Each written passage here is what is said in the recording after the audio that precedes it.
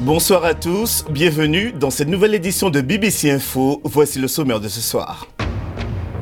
Le Sénégal affronte actuellement le Bénin dans le premier quart de finale de la CAN. Nous rejoindrons au Caire notre envoyé spécial Pierre-Antoine Denis. Un an après l'enquête de la BBC sur la corruption du football africain, retour de ce journal sur les événements qui se sont enchaînés depuis. Et dans l'actualité internationale, découverte de missiles français en Libye, Paris a nié avoir fourni ses armes aux rebelles. Les lions de la Teranga vont-ils croquer les écureuils du Bénin? Le Sénégal affronte en ce moment le Bénin dans le premier quart de finale de la CAN. Bonsoir Pierre-Antoine Denis, vous êtes au Caire pour nous. Où en est-on après 30 minutes de jeu?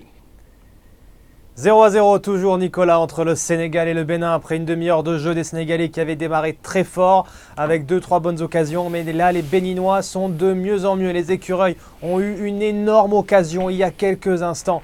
Michael Poté, l'attaquant de pointe du Bénin qui était tout proche d'ouvrir le score, mais sa Madjer est passée juste à côté du poteau sénégalais. Donc toujours 0-0, un match qui s'équilibre au fil des minutes, même si le Bénin va évidemment avoir un bloc très regroupé, une défense très solide, soit la même formule qui les a qualifiés contre le Maroc au tour précédent. Ce soir, après ce match Sénégal-Bénin, à partir de 19h en temps universel, au stade international du Caire, Nigeria, Afrique du Sud, énorme affiche entre deux poids lourds du football africain. Évidemment, la rivalité est au-dessus du rectangle vert puisque ce sont deux pays qui se battent pour être la grande puissance économique du continent. Mais là, aujourd'hui, c'est de football dont on parle. Il y a évidemment beaucoup de choses qui se sont dites avant le match. Des télés sud-africaines se sont moquées de leur homologue nigérian en disant que ce n'étaient pas les Super Eagles mais les Super Ego. Toujours est-il que ce match se déroulera dans un stade pas totalement rempli puisque le stade international du Caire, bien qu'il ait tous les tickets soient vendus, eh bien, il y a beaucoup d'Égyptiens qui ne viendront pas au stade parce qu'ils espéraient voir l'Égypte, les pharaons de Mo Salah, évidemment dans la déception, la frustration de l'élimination face à l'Afrique du Sud. Certains souhaitent ne plus voir de Coupe d'Afrique des Nations 2019. Regardez. Samedi soir, dans les rues du Caire, la déception était immense et évidente sur le visage des supporters égyptiens. Pour la première fois en 15 ans, les pharaons n'accéderont pas au quart de finale de la Coupe d'Afrique des Nations. L'Afrique du Sud a surpris tout le monde en décrochant une victoire 1-0 devant le pays hôte, signifiant une sortie prématurée pour des Égyptiens pourtant favoris. Certains fans égyptiens étaient si optimistes pour leur équipe nationale que les billets pour le quart de finale contre le Nigeria étaient déjà vendus avant le match contre l'Afrique du Sud. Ils sont donc désormais face à un dilemme, venir voir un match qui ne les intéresse pas ou perdre leur argent. Et avec des prix pouvant aller jusqu'à 500 livres égyptiens, laisser les billets n'est pas vraiment une option puisque cela représente un tiers du salaire mensuel minimum. La BBC a appris que de nombreux fans ont souhaité obtenir des remboursements et ont même voulu revendre leurs billets sans succès.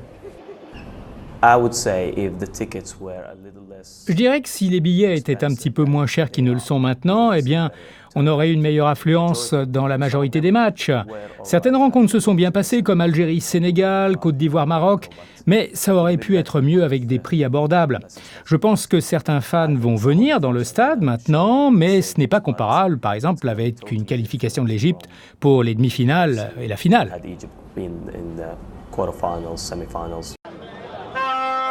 Mais cette défaite surprise à la CAN n'est que la partie visible de l'iceberg.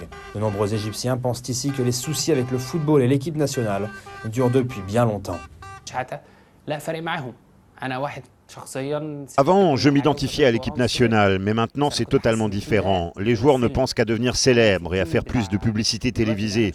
Ils ne se soucient pas vraiment de leurs supporters ou du jeu lui-même.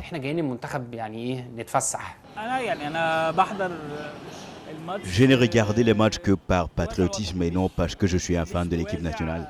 Même si je n'aime pas la performance de notre équipe nationale, je les soutiens parce que je suis égyptien.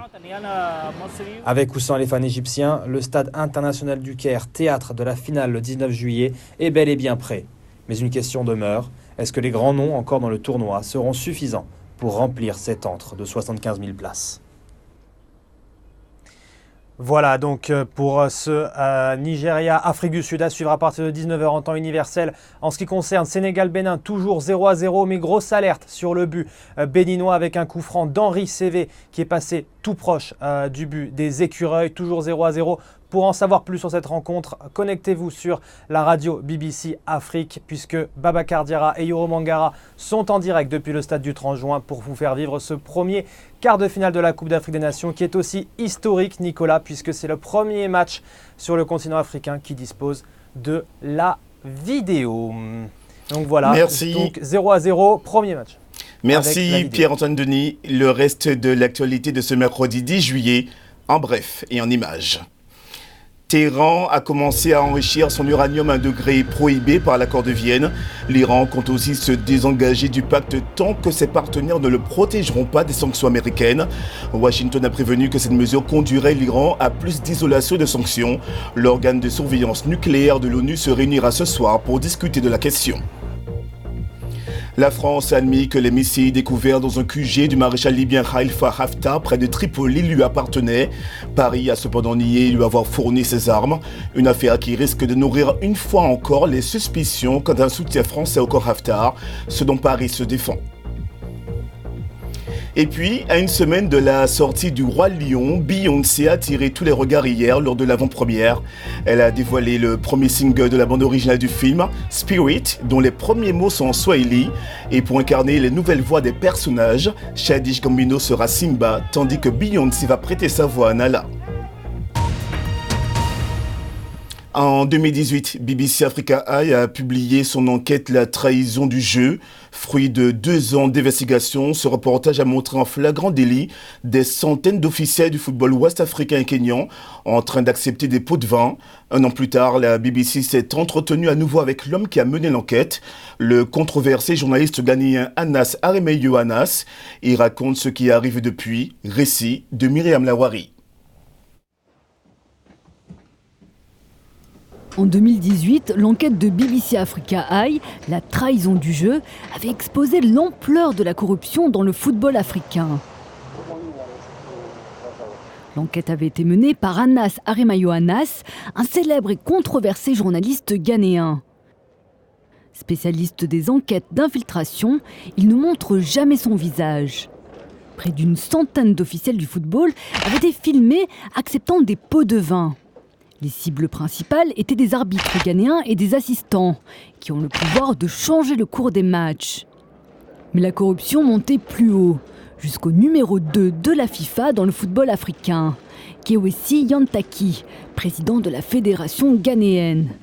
Filmé par caméra cachée, il avait accepté une somme de 65 000 $ en liquide, en violation directe au code de la FIFA sur la corruption. Quelques jours après la diffusion du reportage, l'association ghanéenne du football et le championnat ont suspendu ces opérations. La FIFA, quant à elle, a suspendu le président de la fédération, Kewesi Yantaki. Enfin, l'association des arbitres ghanéens a suspendu 74 arbitres, tandis que la CAF en a sanctionné 22 autres. En septembre 2018, un comité a été mis en place pour réformer la gouvernance du football au Ghana et ailleurs en Afrique. Renverser une institution aussi puissante avec ses dirigeants a créé des ennemis pour Anas et son équipe. Il y avait des feux partout. Les gens luttaient pour leur vie. C'était eux ou moi. En direct à la télévision, un homme politique, Kennedy Adjampong, a révélé le visage du principal enquêteur de l'équipe d'Anas, Ahmed Youssef Swali. God, ayinini, boy no, Ahmed no, woni. We your friend Ahmed. Ne picture back wo mfa nto so na nya kesi. God. Boy, we are very dangerous. What imadina haya? We knew we were in some sort of danger. Nous savions que nous étions en danger et nous avions pris beaucoup de précautions pour l'éviter. Mais c'est arrivé. And he died. Et il est mort. Ahmed was shot. Ahmed a été abattu par balle, 3 tirs. un dans la nuque et 2 au cœur. Je crois que la trahison du jeu a conduit à la mort d'Ahmed. L'assassinat d'Ahmed, père de 2 enfants en janvier 2019, a fait l'actualité dans le monde entier. Personne n'a été inculpé du crime. Pour Anas, il s'agit d'une bataille entre le journalisme et le pouvoir. Nous devons dire haut et fort que plus jamais dans notre histoire, des journalistes ne doivent être tués.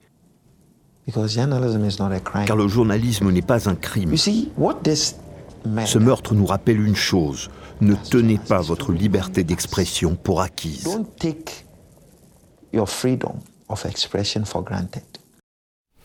Le gros plan de ce BBC Info nous emmène en Afrique du Sud. Le pays est confronté à un sérieux dilemme, une crise des cimetières à tel point que la ville de Johannesburg exhorte les habitants à envisager des alternatives telles que la crémation. Seulement, voilà, des promoteurs immobiliers achètent des terres pour les transformer en espaces d'enterrement destinés aux familles les plus aisées. Le marché florissant des sépultures en Afrique, c'est un reportage de Malade Sangare.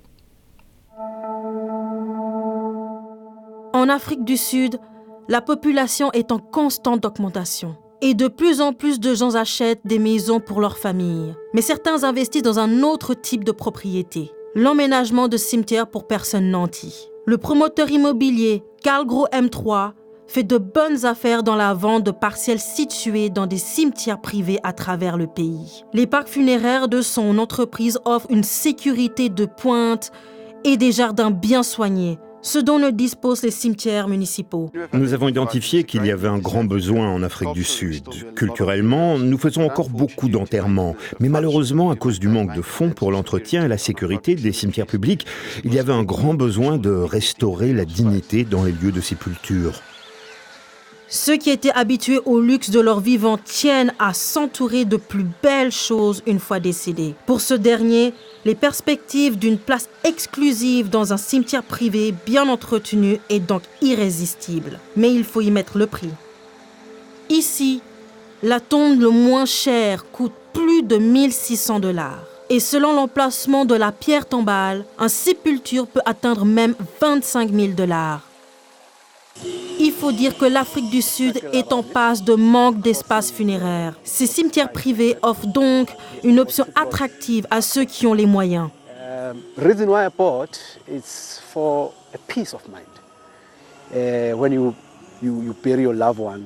Si je l'ai acheté, c'est pour avoir l'esprit tranquille. Quand vous enterrez un être cher, vous voulez la paix et la tranquillité à l'endroit où vous l'enterrez. Donc quand vous revenez les voir à l'avenir, vous avez l'impression qu'ils sont dans un endroit paisible.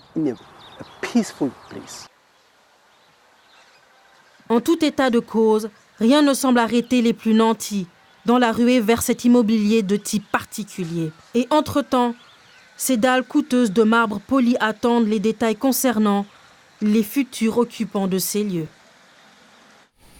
Retour au sport avec du cyclisme. Le Slovaque Peter Sagan a remporté la 5e étape du Tour de France. Entre Saint-Dié-des-Vosges et Colmar, victoire au sprint. Le Français Julien Alaphilippe conserve le maillot jaune. Et puis en tennis, le Serbe Novak Djokovic s'est qualifié pour les demi-finales de Wimbledon. Le numéro 1 mondial et tenant du titre a battu le Belge David Goffin en 3-7. Djokovic rencontrera en demi-finale l'Espagnol Bautista Agut. Dans les 2 autres quarts de finale, Roger Federer affronte en ce moment le Japonais Kei Nishikori. Et puis Rafael Nadal est opposé à l'Américain Sam Querrey. Et avant de nous quitter, je vous rappelle que le Bénin et le Sénégal s'affrontent en ce moment même pour une place en demi-finale de la CAN.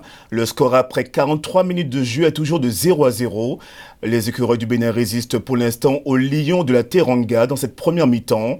Un match que vous pouvez suivre en direct sur BBC Afrique Radio.